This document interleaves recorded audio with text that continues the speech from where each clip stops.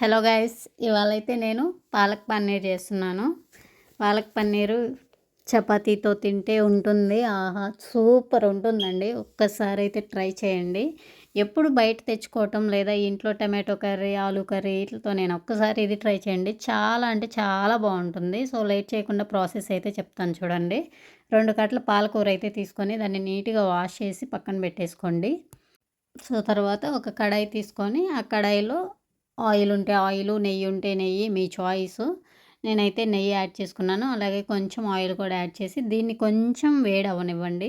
So వేడైన తర్వాత మనం నీట్గా వాష్ చేసుకున్న పాలకూర ఉంది కదా, ఆ పాలకూరని అయితే యాడ్ చేసేసుకోండి. ఇది ఏంటంటే కొంచెం కుక్ అవ్వడానికి టైం పడుతుంది. సో ఈ గ్యాప్లో మనం టమాటో ప్యూరీ రెడీ చేసుకుందాం వచ్చేయండి.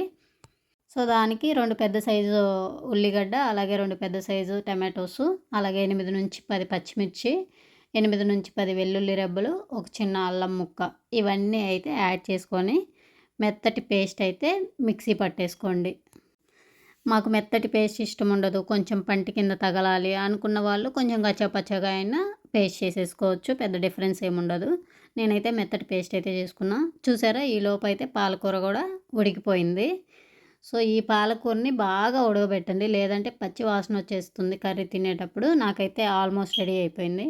ఈ రెడీ అయిన పాలకూరని ఏం చేసేద్దాం, ఒక సైడ్ పెట్టేసి కొంచెం చల్లారనిచ్చేద్దాం. సో చల్లారిన తర్వాత మనం ప్యూరీ చేసుకున్న మిక్సీ జార్ ఉంది కదా, అదే మిక్సీ జార్లో మళ్ళీ ఈ పాలకూర అలాగే 8-10 జీడిపప్పు యాడ్ చేసుకొని మెత్తటి పౌడర్ లాగా మెత్తటి పేస్ట్ లాగా అయితే మిక్సీ పట్టేసేయండి. అలాగే కొన్ని వాటర్ కూడా యాడ్ చేసుకోండి.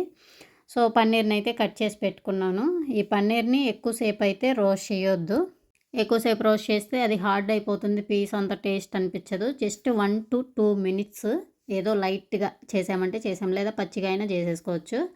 సో తర్వాత అదే కడాయిలో కొంచెం ఆయిల్ తీసుకొని జీలకర్ర, అలాగే లవంగాలు, చెక్క అవన్నీ యాడ్ చేసేసుకున్నాను. తర్వాత మనం రెడీ చేసుకున్న ప్యూరీ ఉంది కదా, ఆ ప్యూరీని కూడా అందులోనే యాడ్ చేశాను. సో ఈ ప్యూరీ ఏంటంటే కొంచెం ఎప్పుడైతే ఆయిల్ సపరేట్ అవుతుందో ఆ టైంలో కొంచెం పసుపు యాడ్ చేసేసుకొని మొత్తం ఇలా అయితే కలిపి చేసేసుకోండి. అల్లం వెల్లుల్లి పేస్ట్ అయితే యాడ్ చేయకండి, మనం ఆల్రెడీ అల్లం వెల్లుల్లి యాడ్ చేసాం టమాటో ప్యూరీలో. సో ఈ టైంలో మనం రెడీ చేసుకున్న పాలకూర పేస్ట్ ఉంది కదా, సో ఆ పేస్ట్ని కూడా ఇందులో యాడ్ చేసి మొత్తం అయితే కలిపేసుకోండి. ఇది మొత్తం కలిపిన తర్వాత ఒక 3 లేదా 5 నిమిషాల వరకు మూత పెట్టేసి అలా వదిలేయండి.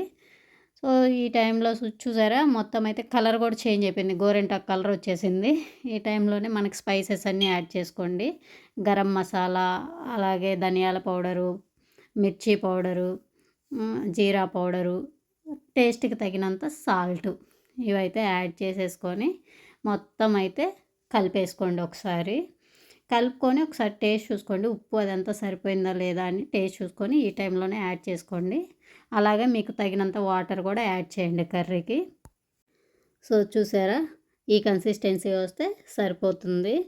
సో ఈ టైంలోనే మనం రోస్ట్ చేసుకున్న పన్నీర్ ఉంది కదా, ఆ పన్నీర్ని కూడా యాడ్ చేసి పెట్టేసుకోండి. సో పన్నీర్ అవన్నీ సూపర్ మార్కెట్స్లో దొరుకుతుంటాయి, ఒకసారి తీసుకొచ్చి ట్రై చేయండి. ఎలా వచ్చింది ఏంటి అనేది కామెంట్ సెక్షన్లో అయితే కామెంట్ చేయండి. నాకైతే పాలక్ పన్నీర్ చాలా ఇష్టము, చపాతీలోకి అలాగే రోటీలోకి కూడా.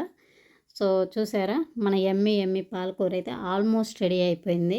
సో ఈ టైంలోనే కసూరి మేతి యాడ్ చేసుకోండి, ఒక స్పూను ఉంటే యాడ్ చేయండి, లేదా ఆప్షనల్.